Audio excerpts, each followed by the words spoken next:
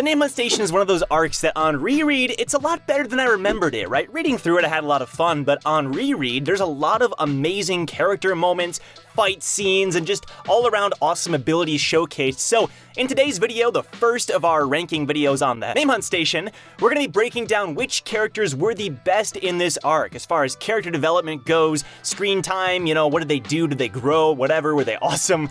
And once again, AoA guys are joining me for this, and if you want to follow their channel, the link is down below. Alright, let's do this! Number 6 is Shibisu. Now, Shibisu is a character that we've all loved for so long. Season 1, he's been there, you know, he's been there for the group, he's comic relief, but as the arcs and the stories go on, Shibisu has grown so much, to the point where not only is he the leader of this new team of awesome regulars that we all know and love, he's willing to scheme and trick people and do whatever it takes to have him and his team climb the tower, and he probably wouldn't have been like that in Season 1. So we get to see that from Shibisu, but we're putting him on this list because he actually grows significantly in this arc, because when he's first introduced, he uses a knock and endorsing everybody to basically use Viol or Bomb to get what they want and get Endorsi's name back, and they don't ask Bomb for permission, you know. It's kind of a dick move, right?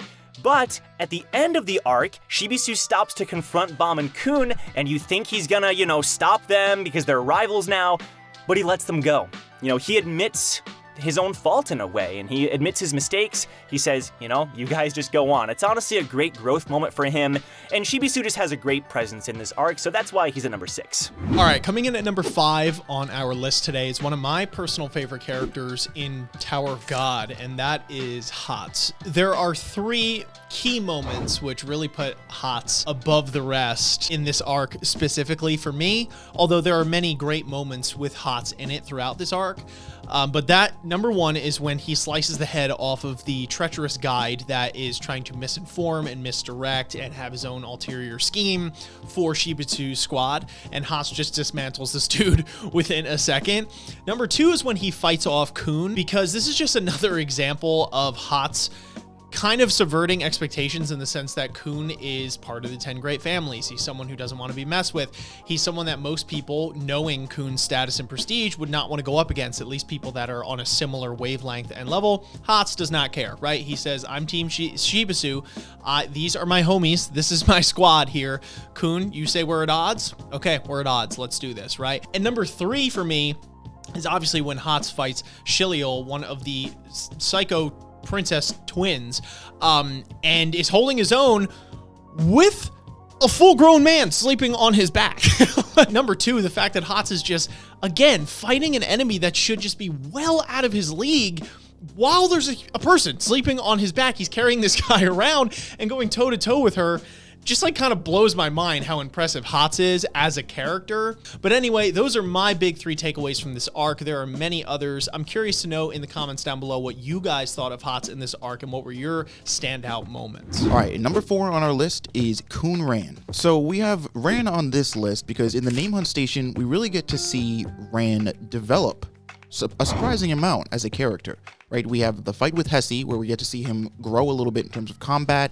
He gets to utilize this grand spear lightning technique that he's just developed. We see this fight later sort of play into a bigger effect when he's fighting Inietta, and just the screen time and presence that Ran has is really felt in this arc, and it really makes you understand at least a little bit more about what makes Ran tick as a character. And for those reasons, we just couldn't leave him off this list. And at number 3, we've got my boy, Inietta. Dude, Inietta is one of those characters that, even though he's arc-specific, he has such a strong role and presence in this arc that makes him so memorable.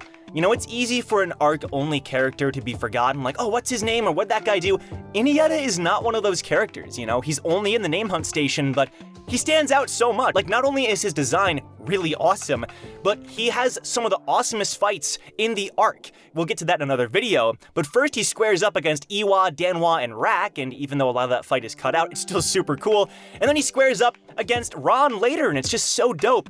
But the reason he's on here is because For a character who's only in this arc, he does have some growth, and we get to see some flashbacks of him and how Elaine, or Kaiser, was like the only person that actually accepted him, how he was discarded from the REA family pretty much, and he only realizes how much she meant to him and how much he meant to all of them as he's dying. It's such a sad moment. You know, Iniesta is one of those characters where I could have seen him sticking around if he had chosen another path. He's a fan favorite for a reason. This guy's awesome, and he deserves one of the top spots. Coming in at number 2 on this list is none other than our protagonist, Bam. So getting Bam in at this place on this list just felt like it made sense. I mean, this arc really we get to get inside Bam's head a lot more, right? We get to understand sort of what it is he wants, the dilemmas he's facing, where he's got these people and these ideas of like maybe becoming a god, right? And obtaining the power to sort of control and grant people their wishes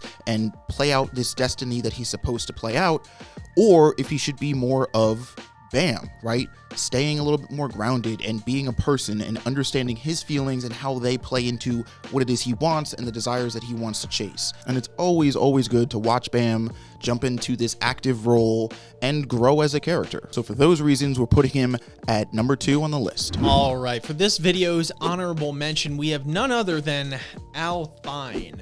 I like the character a lot. I mean, number 1, she's drop dead gorgeous, so what's not to like there? But number 2, we do think that she plays a pretty critical role in this arc, especially as it relates to Kaiser Elaine in her kind of sticking by her side throughout the course of this arc and then helping the main squad, obviously, after her fight with them. Her ability is actually really sweet as well, being able to use that Shadow Fox to try and dissuade them from getting to the next part. Obviously, they outsmart it, they're able to beat it, etc.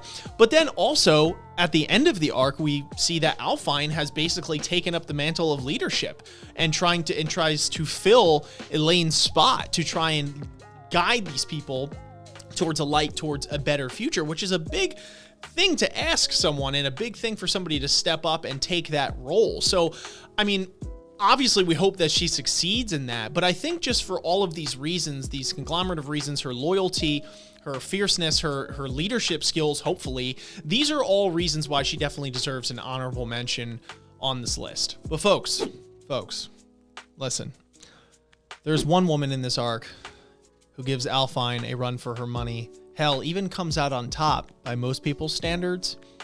It is our number 1 spot. It is none other than the stunning, the brilliant, the badass, and at least in the beginning of this arc, somewhat confused, Elaine, or Kaiser.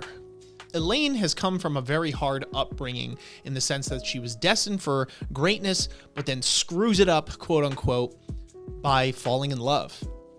What's really more sad about the whole situation is that she goes along with that punishment, feels deserving of that punishment, and wants to secure her family's good graces no matter how long it takes by kind of reverting to the thing that we feared she would revert to.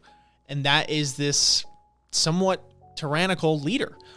It's really sad to see. And it's not until the squad comes along and we get all of this fleshed out and the fight ensues that we see her kind of have a little bit of a change of heart towards the end and is willing to now go towards a brighter future, to live a little bit more for herself, to realize the toxicity that has been plaguing her life, and to be able to help others fulfill all of their dreams and wishes the same, to be able to see them. And to be fair, this quality has always been deeply rooted inside Elaine. She just suppressed it, the way I see it, right? So it's so amazing to see when all of this darkness, this veil is taken away. We get to go behind the curtain. We finally get to see Elaine be herself in this beautiful dance at the end when she's put on at the auction. There are no words needed to describe what a beautiful person she is, because she symbolizes that, she personifies that. She speaks this 1,000 words without even having to say a thing, right? And it's a really beautiful scene at the end, very beautiful little bit of panels here that we get to really express how much of a gorgeous character Elaine is, both inside and out. I can go on. I've rambled enough about this character.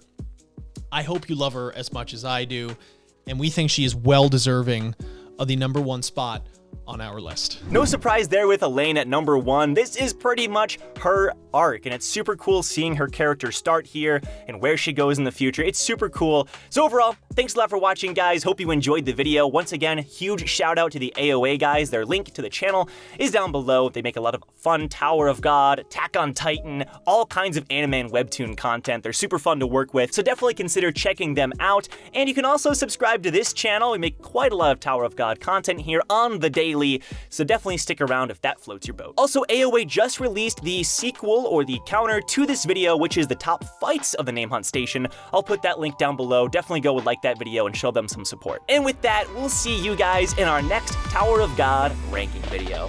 Take care.